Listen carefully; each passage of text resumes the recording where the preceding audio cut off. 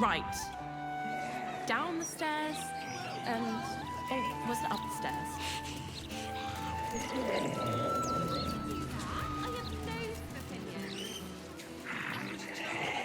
I'm still right here. We do know, thank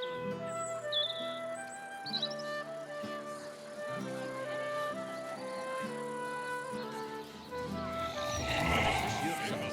What good touch us the city's best interest? Quiet. We step to his new.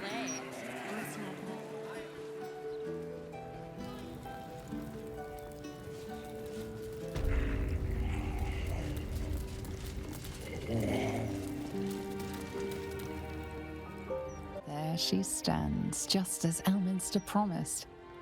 Mystra, goddess of the weave, mother of all magic. The old man wasn't lying. She's opened the summoning channel. Can't you feel it? Gale's right. The very air around the statue crackles with magic. It sets your teeth on edge. A stream of pure, undiluted weave. I only have to reach out, and it will carry me to Mystra, wherever she may be. An audience with your goddess can go wrong. I should know. But do whatever you feel is best, Gale. Time was, I'd have given my right arm for a chance to speak with Mystra again. The left one, too. Maybe a knee. Am I? You're right. I am a strong, capable wizard. And this is no more than a casual reunion with an ex-lover. My omnipotent, omniscient ex-lover. I always wonder what being nervous would feel like. I hate it. During my time locked away in Waterdeep, I prepared a quite comprehensive speech for her on the subject of our former relationship and the manner in which it ended. Alas, recent events have rendered the majority of it moot, so I'm gonna have to improvise. Unless you have any words of wisdom to impart before I go. The summoning channel Mystra has provided is one only I can enter. No matter how much I prefer not to face her alone. Mystra's forgiveness? If you want me to claim the crown of Carcer, she'll hardly be in a forgiving mood after that. I think it's best I keep a cool head going into this.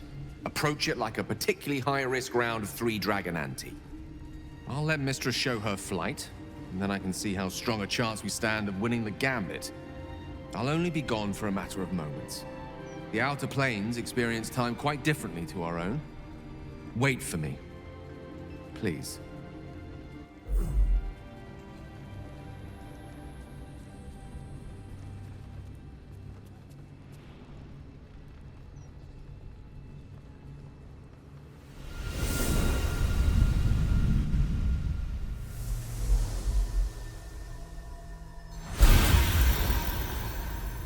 Gale of Waterdeep. You look well. As do you. But I assume we're not here solely to exchange compliments. So why am I here? You discovered what lies at the heart of the Absolute, the crown of Carcer. And you disobeyed my instruction. Why? Because you had no right to ask that of me. You cast me out. Remember? You were my lover, my chosen. Yet still you know so little of me. The past cannot be undone with self-pity, nor can a future be forged. Only with the truth will you see the way ahead. The fragment of magic you tried to return to me was not of my creation. It was the Carcite weave. It is a corrupted, half-born magic, wrought in the brief moment Carcer ascended to godhood. It hungers for power, just as he did, and it can never be sated. You unleashed something that would consume all magic in existence, and yet you thought only of preserving yourself. So that's what you're scared of. With the crown of Karsus reforged, I could take control of the Karsite Weave. You can no more control the Karsite Weave than a weather vane could control a storm. That it entered your body and consumed no more than your powers was a miracle.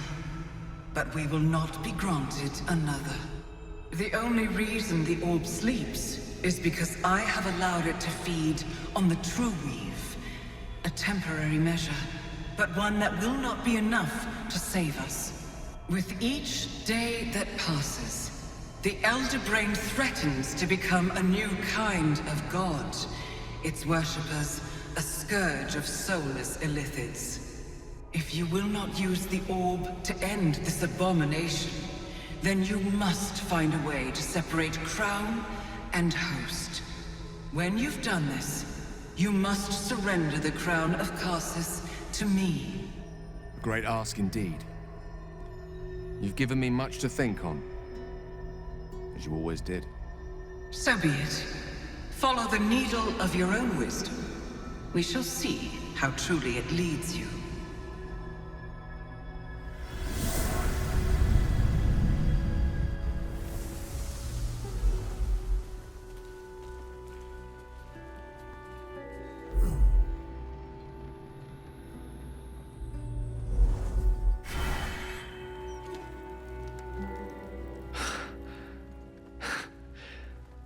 Mortal soil once more.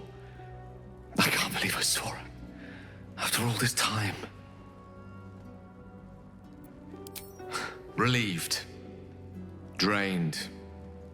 Proud of myself for summoning the courage to go to her in the first place. And, if I'm being totally honest, a bit lightheaded. As if it wasn't enough to have seen her again. She didn't exactly summon me there for small talk. The Karsite Weave. Within me this whole time. I knew the orb was no ordinary ball of magic before it to be Karsus's malignant creation. Gods! How did I not see that?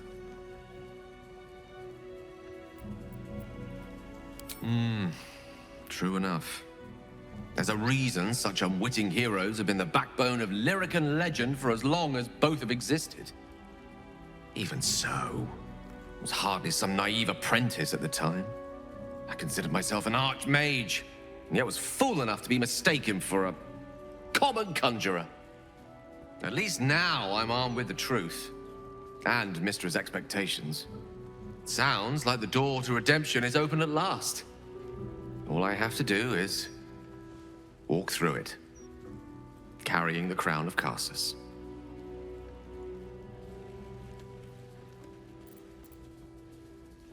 Perhaps. I see few other options open to me. If I ever want to reclaim those parts of myself the orb snatched away.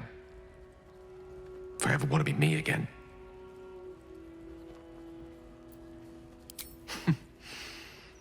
I'll have to disagree with you there. Having not one but two parasitic entities within your body does very little for one's faith in one's personality. Still, I should take the compliment with the same generosity it was given, so thank you.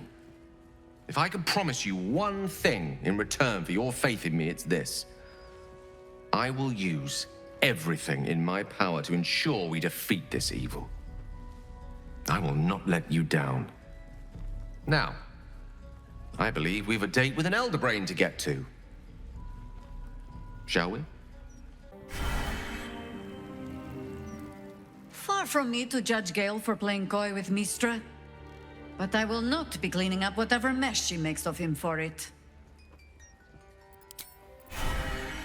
Divine protectors of Baldurs. Mistra has forsaken Gale entirely. A crushing blow. But he is strong enough to persevere, I think.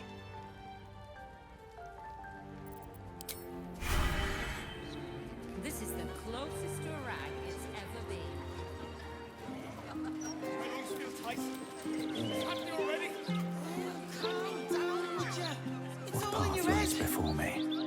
I have a good mind to get the flaming fish before people start chucking themselves. There's a cat, especially. You know how much it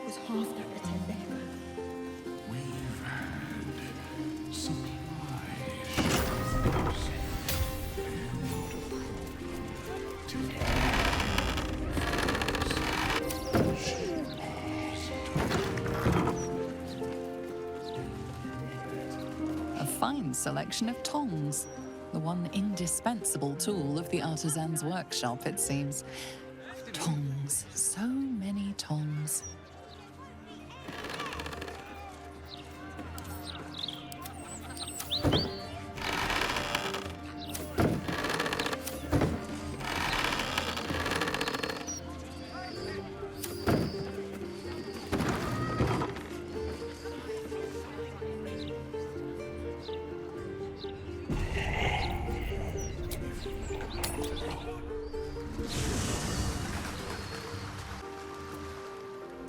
My friend, now we have settled the matter of the guild.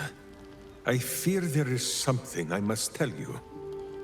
You and Boo both. It may shock you both to know, but Minsk and this Stone Lord, they are one man. The same one man. And that same one man is Minsk.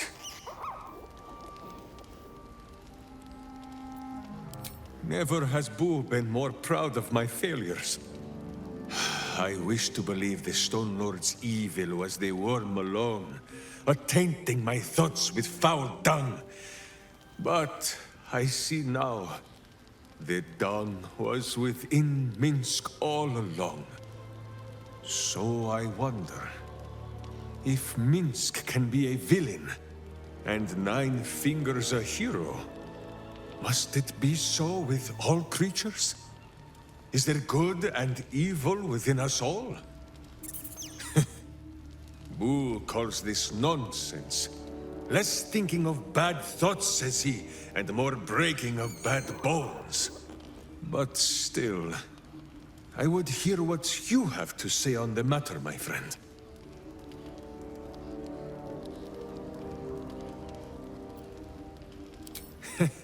It is strange.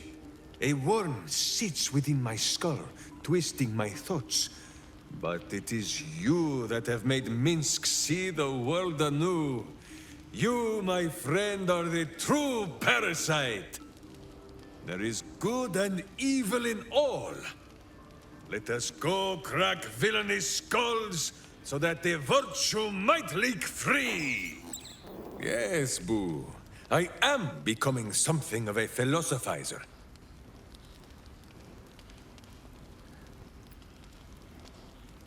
Boo is overjoyed with our victory.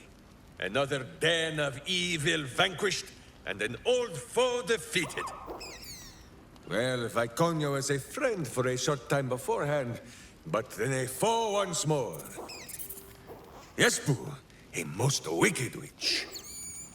The very mention of her name gives him nightmares to this day.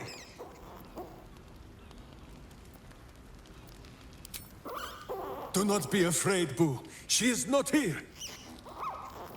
And you, bite your tongue until your eyes water and your hairs curl. Boo and Minsk have traveled far and wide, and met many fine and not so fine people. It will surprise you to learn that even the wisest of friends do not always recognize Boo for what he is. Exactly! The Drow was a cruel witch, but a clever one. She knew what Boo was right away, and she had never seen his like before. She wished to inspect his handsome magnificence. And so she did. One night, while he lay asleep, twitching his whiskers in happy dreams, she crept upon his tiny bedroll holding a knife as slim as a toothpick. She meant to spill his miniature guts and study them.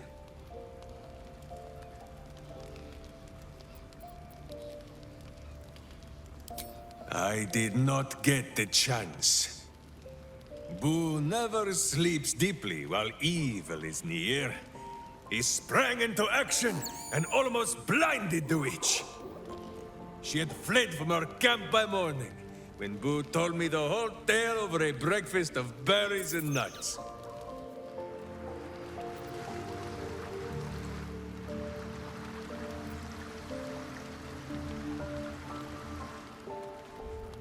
Fine lodgings you have found, my friend. Boo is already in negotiations with the guardian spirits of this place. In Baldurs Gate, they are likely to be rat-formed and eager to charge rent. But Boo shall secure safe slumber for all. Now, what do you need of Minsk?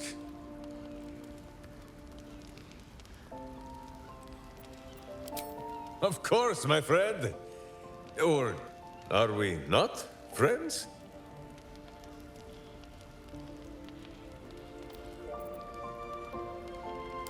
Then you have a sword at your side and a hamster at hand, whenever you need them. Unless I die, or you die, or you do anything at all to upset Boo. Now, does Boo see a question in your eye, or just a parasite poking through?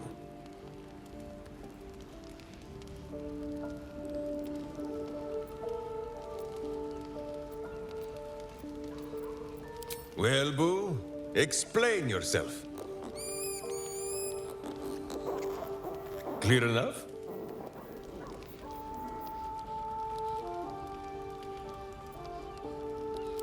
Can you not? Do you not see his noble bearing? The deep wells of wisdom that are his eyes? Boo speaks of much. Perhaps one day, you will be ready to listen.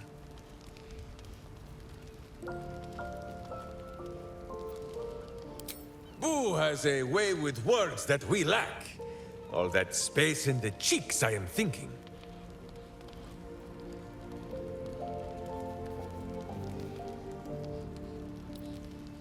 There is nothing jestful in the bond between a ranger and his companion. Before Boo, I was a typical berserker of Rashomon. Duty-bound and full of my own seriousness. The problem with one so gazing of their navel, however, they are easily ambushed. Brigands split my skull like a sodden wineskin. It was as I recovered that Boo first appeared. He told me that I had felt the great poking finger of justice, marking Minsk as its champion and Boo as my guide. As for the headache, well, justice cannot always afford to be gentle.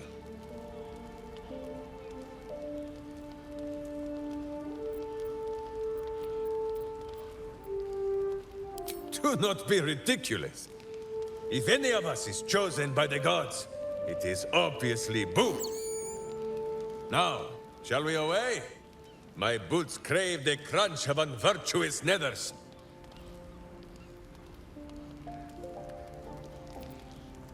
Oh, the mind of Minsk is a simple place. Of what strangeness do you speak?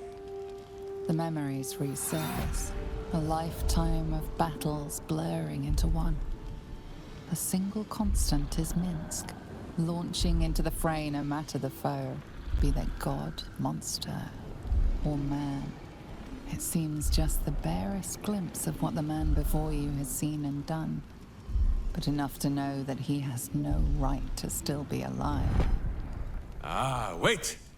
That look in your eye. I know exactly what visions of Minsk you have seen to cause you such wonder. My pants.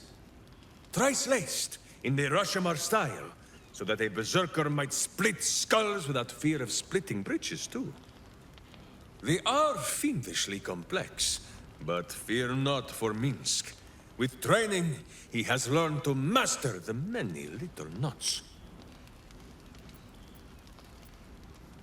Well, as have you, no? Do not forget that when you gaze into Minsk, Minsk also gazes into you. We both fight evil, wherever it is found. The who and where are less important than the hamsters you meet along the way. On this matter of sharing memories, I see no reason for us to worry at one another's worms. If there is more we wish to know, we can simply ask, no?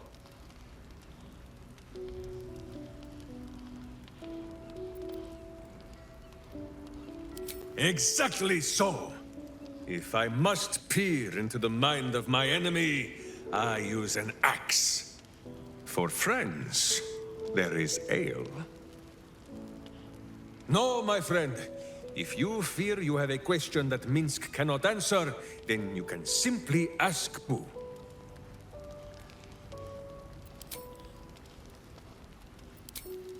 How dare you? Minsk pretends at nothing, half the way or otherwise. There is more than a little to know, I think. I am huge.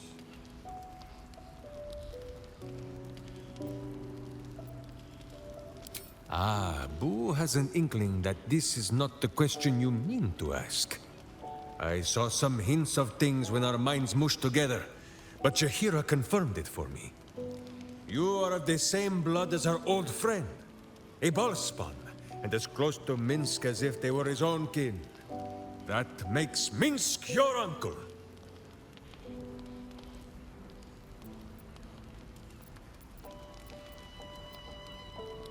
Oh, a curious question. Are a child and his father always alike? Take Minsk.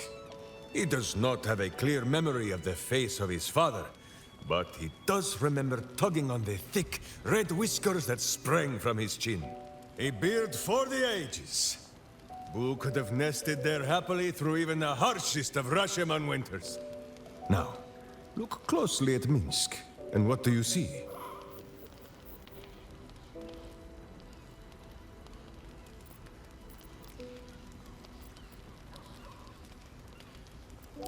Correct!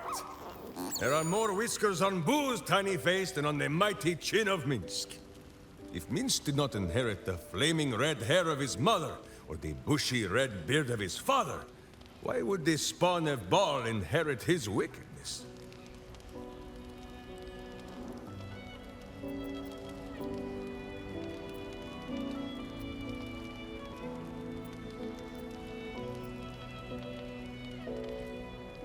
I have many more thoughts about beards to share.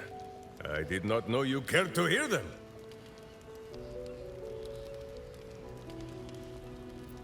Minsk shall be your shadow, as Boo is his.